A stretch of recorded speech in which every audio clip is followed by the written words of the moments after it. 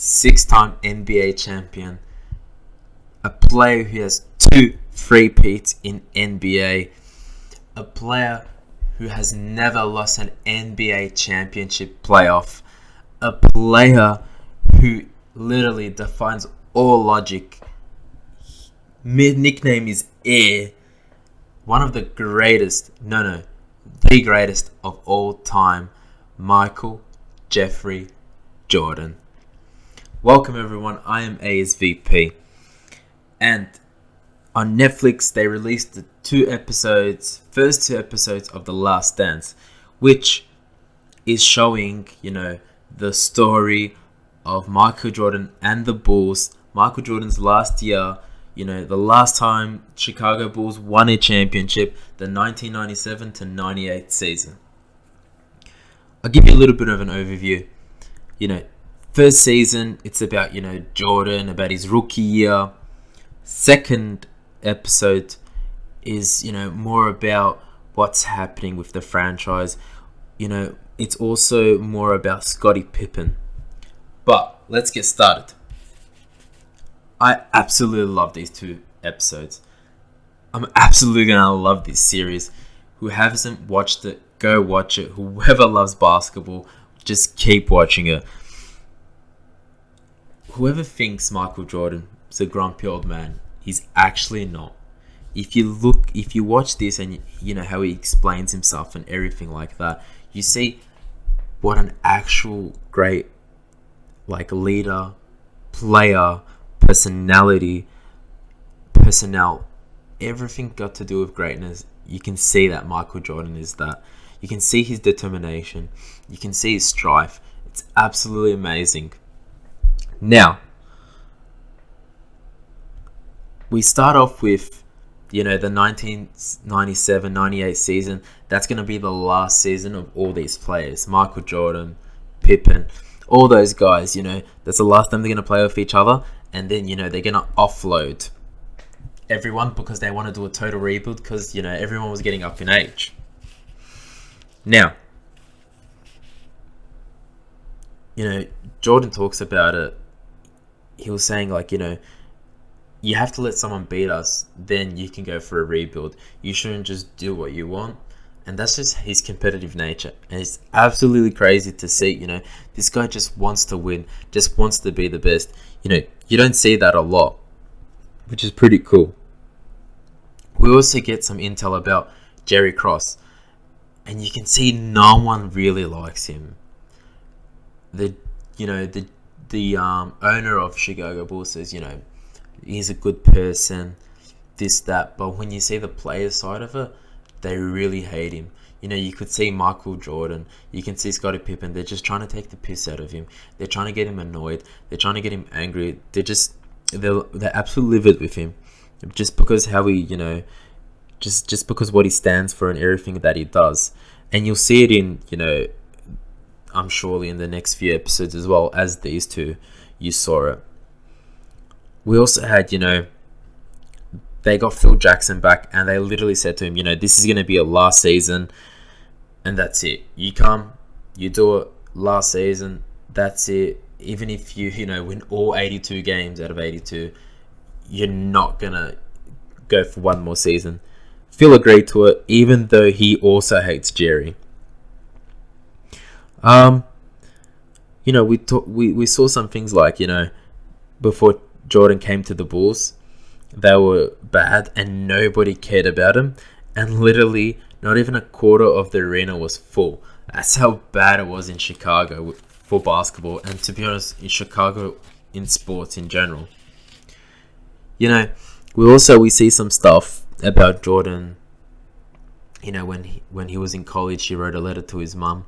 And his mum starts reading it, and her and Jordan are both laughing about it, which is pretty good, And he was in tears laughing, and it's a good thing to see with Jordan stuff like this because we never really got to see like a backstage, pass of Jordan as you see with these NBA stars. There was no Twitter then, there was no Facebook, there was no social media, so you really didn't know what was happening. You could only see him on the court, and on the court, if you'd ever look at Jordan, he's just trying to, be the best. play hard. There's no such thing as, having a laugh. Then we go back to Jordan at the start of his career, rookie, still in his freshman year. And they go to his first season in high school, and they actually reach the finals. Now,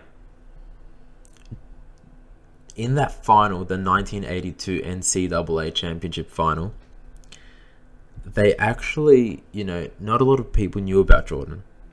However, his team and especially his coach knew about his, skills and onset.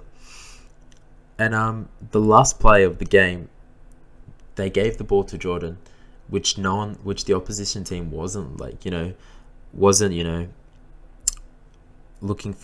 for, and he actually makes the winning game shot, and it wins him the NCAA championship. And he said that's when he got confidence in himself, and that's when he knew he could be great. That was the start of Jordan. And after that, the coach told, Jordan to not do an extra year, but to get drafted in his third season, because he knew he was going to be in the top 3 spot. And Jordan took that on board, and he's like, yeah, no worries. And like I was saying before, he didn't know which team he was going to be traded to and all of that. And when the draft came, Chicago picked him up. And he was having a laugh because the interviewer told him, he goes, did you hear about, before 1984, they were calling the Bulls traveling cocaine circus? And he had a laugh. And he's like, no, I did not. And then he told us a little story about it. He told us a little story how he went into, a hotel and he couldn't find any of the players. And then, he knocked on one door, and then one of the players was like, who is it? And the guy's like, it's Jordan. And the guys were saying, oh, it's okay, it's just Jordan. It's okay, nothing's gonna happen. And Jordan goes, he walks in, and he walks into a room, he sees women, weed, cocaine, alcohol, and Jordan was like, nah. He's like, the first thing he thought to himself was, if I stay here too long, if the police come, I'm going to jail. And you could literally just see, Jordan was such a great, good person. He did not want to, get into trouble. He was just focused on, basketball, focused on being good. He was just determined and all that, which is pretty cool to see. But, as the start of the season, nobody had faith in Jordan to become the best. And even his own teammates were saying, they don't see Jordan leading the locker room. He doesn't look like he's going to be the best, and all that. However, Jordan said, when he came into that locker room, the first thing he was going straight to the leader. And he said he couldn't do it by talking to him. He couldn't do it by, telling him, I'm this, I'm that. He did it with his actions. And this is when his actions came into play. Third game into the 1984 season. Third game in, Jordan comes, and the team was losing. And Jordan's like, these guys are giving up. Fourth quarter, they can still play, but they're giving up. And Jordan's like, nah, I'm literally getting the ball and I'm putting it in the back of the net. And that's what Jordan did. He goes, gets himself, couple of baskets at the start, gets himself, going into form, going into momentum, and he wins them the game. And then everyone, after the game, they're like, whoa, we have someone special. And by all means, 2 weeks later, game started to be sold. The players said, yeah, he's the best here. They were giving him the leadership role. And that year, 84 to 85, he wins the Rookie of the Year, which is an absolute achievement. Then we go, back to the 1997 timeline of this episode, and it's Phil Jackson giving them a handbook, and it's called The Last Dance. And oddly enough, this Netflix series is called The Last Dance, and they're like, you guys got to keep it so we can keep together and win this season. So that was all for that episode. Next up, we had episode 2. Now that was a different approach of the episode because it had more to do with Scottie Pippen. You know, it also did have MJ, but it was just showing how at the start it was saying how, you know, MJ needed a Pippen to make him also great and to make him win championships. And you know, you look in this day of age and everyone's like, oh, you know, you can have a one-star player. In NBA, you cannot have a one-person player in a team. You know, you can see it time and time again. There's always 2 or 3 players, you know. Michael Jordan, Pippen, Kobe, Shaq. You know, just like recently, Curry, Clay, Kevin Durant. You always need, you know, just a player or another player with you. Even the great LeBron James, who's the second best ever player to play, he always had Kyrie. He had Wade, Bosh. He always had someone with him. It's never, you know, just a one-person team. And it actually started off with Scottie Pippen saying he was getting underpaid for his career in Chicago. And that's quite interesting because a lot of people didn't know that, you know, he was like one of, if not, he was the second best player in NBA, and he was underpaid. He was in about, I think they said he was in like the 110th spot of highest paid players in the NBA. To be the second best player in the NBA and to be, you know, not even in the top 10, that's pretty bad. You know, and it starts off, you know, shows his backstory, which was pretty cool, you know. He had a family of 12, small town, you know, played basketball, liked it, you know, saw he was good at it, and then he just rolled with it. And he actually, coming to Bulls and all that, he wanted to have a locked-in contract for a certain amount of years, so him and his family could be secure. And that's what he cared about. He didn't care about, you know, is he going to be the best? Is he this? He just wanted to lock in straight away. I think it was a 7-8 year contract with the Bulls, just so he can get money and he can be secure his whole life. Now, people did tell Scottie not to do that, but he didn't listen because he had the best interest for him and his family. And then we go back to the 1997 season, and it shows, you know, that Scottie took, you know, surgery at the start of the season, not during the summer break, just because he can show everyone, you know, in the locker room and also, you know, in the boards of directors and all that he is needed and he deserves to get paid more. And we actually see that. And, you know, we see Phil talk about it. And Phil says, you know, I understand that, like, I understood at that moment because he was showing that he needed to be paid more. And he goes, I understand, like, you know, players do that and all. And that's when you see Phil, you literally see him and you're like, whoa, this guy, you know, he's a down-to-earth guy. He's a great dude. You know, someone, like, if your coach can understand you, you kind of need that if you're a player. And then, you know, it showed the start of that season. And it showed, you know, how Jordan was starting at the season. And he literally put everything on his shoulders. You know, there was no excuses. There was no, like, I'm blaming Scottie. I'm doing this. I'm doing that. He put everything on his shoulders. And he was giving the players a very hard time. And he didn't want anyone to be overconfident, though. Because he wanted that so the team could just get better and better every time they play. Then the first game of the season was against one of the worst teams of that period, and it was actually the Los Angeles Lakers. And Jordan had to score 49 points all on his own. He went to the, you know, 2 times of overtime, and they just won that match. And that was pretty alarming in Jordan's eyes, because he was thinking to himself, he had no one else there. Pippen wasn't there, and he has to do this all by himself.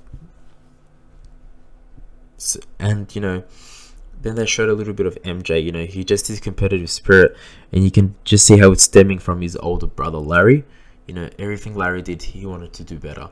It was always a competition. So even when MJ was young, he always had competition to be the best. And then that's why you can see his winning nature and all that. Then we go back to the second season of Michael Jordan. And it's actually Michael broke his ankle. He landed flat-footed in one of the games. And, Jordan was devastated. He wanted to continue playing, but they didn't allow him. And then Jordan and the Bulls came up with, going back to college so he can do rehab and all that. And Bulls were like, you know what, why not? And little did they know, the Bulls franchise, Jordan went back to college, but he could not stand, just sitting there doing rehab. He went slowly, played 1-on-1, 2-on-2, 3-on-3, 4-on-4, 5-on-5, until the Bulls heard about it. And the Bulls didn't even know about it. It was in a press conference once. And the Bulls got absolutely angry at him. And you can hear, the owner and all that, the GM saying how angry they were. They just wanted the best interest for Michael, but Michael didn't want that. He just wanted to play. So the Bulls said, you know what?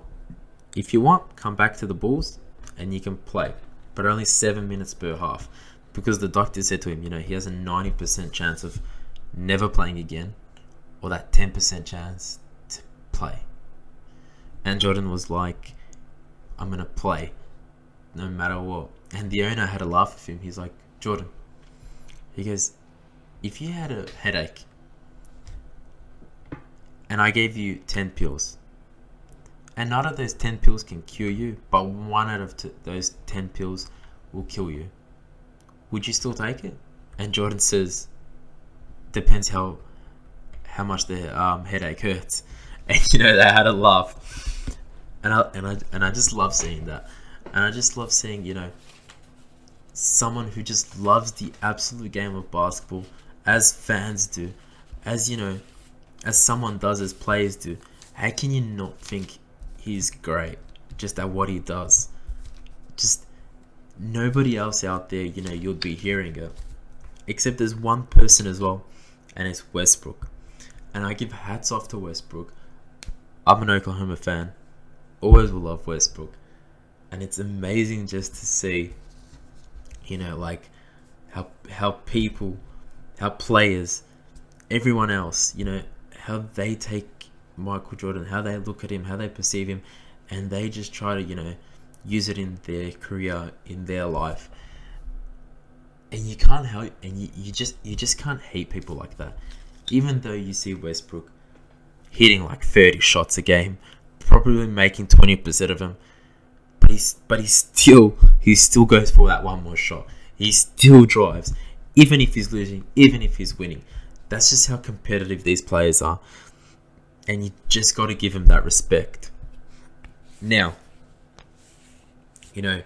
that season, Jordan was not letting his players not come into the playoff, because Jordan even said, I vowed to make the playoffs every single season I'm here for. And hats off to that guy. You don't see enough players do that. But then again, Jordan's only one of a kind, so you probably won't see it ever again. But the Bulls made the 8th seed that season, but they went up against the almighty Celtics. They lost their first game, which was pretty bad. However, this second game, they lost again, but Jordan went to 63 points. And, you had players like Larry Bird. He had players like Magic Johnson. You hear him talking about MJ, and they're just like, you can just see how great this kid is. And they had 4 or 5 defenders, the Celtics, on him, and they kept rotating it because they couldn't stop Jordan. However, the Celtics do win the series and they go on. And Chicago's season comes to an end. And after that, Jordan's third season in, you see them going like, you know what? We have someone special, a one-in-a-lifetime, player. And they're like, we're going to go all out and rebuild this team for Jordan just to win matches, getting Horace, getting Pippen, trading, arguably Jordan's best friend at the time, Oakley, which was pretty bad. But, stuff like this needs to happen for franchises to win. And I feel like not a lot of, franchises doing that anymore. They're all like, if they're friends, just be good with each other, which I don't think it should be like that. I think it should be, you want to win, you get those plays, and that's it. Then after coming to the end of episode 2, it segmented to how Scotty didn't want to play anymore, didn't want to get off the injury list, and he said he does not want to go back to play for the Bulls. He does not want to go back to play basketball until he gets traded. And that's the cut of the episode. Now, what a first few episodes to hear, to watch, to listen to understand. It was amazing to see. And that's what I think is going to happen throughout this whole mini-series. I think the main focus is the 1987 what's it called? The 97-98 campaign. However, you're just going to get those flashbacks of Jordan's rookie year, first year, second year, and that's what I'm going to think that's going to keep happening. Well, we're up to already now this is going to be his third season they're going to go back at. And, it's going to become really juicy, and they're going to talk about his winning championships and what happened there. And I'm really eager to see, what he was doing when he was winning his championships, what was happening with Pippen, just everything that was happening. Can't wait to see Dennis Rodman get interviewed. For him to talk about him at the Bad Boy Pistons, coming to the Bulls. Can't wait to see that. Amazing 2 episodes. It just wants you, to hear more, see more about it. And I really like that they made this mini documentary about it. Especially about Jordan, because, like I was saying before, you don't know how he was back then because there was no social media and everything, In one way, it's good. In one way, it's bad. Like, Kevin Durant. If you follow him on social media, you'd think, he's just the biggest whiner, the biggest sook. However, Kevin Durant's probably not like that. That's the bad things about social media. Good things are, you don't hear about anything about players if there was no social media. You don't know what's happening until the news, breaks out of it.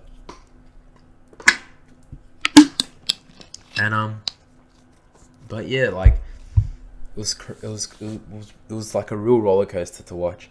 You have some ups and downs of Jordan's career, but you can just see, this guy just wants to strive to be the best. He literally thinks he's the GOAT, and his first season, people are like, he will be the GOAT, the greatest of all time. And you just see, like, coming from his rookie years to him maturing, you just see, how he develops, how he acts, how he takes the team's roles. It's pretty cool. Can't wait for the next episodes to come out. Stay tuned. I have been ASVP. This is the ASVP experience. Please like the video. Subscribe for more content. Hope to see you guys on episode 3. Take care.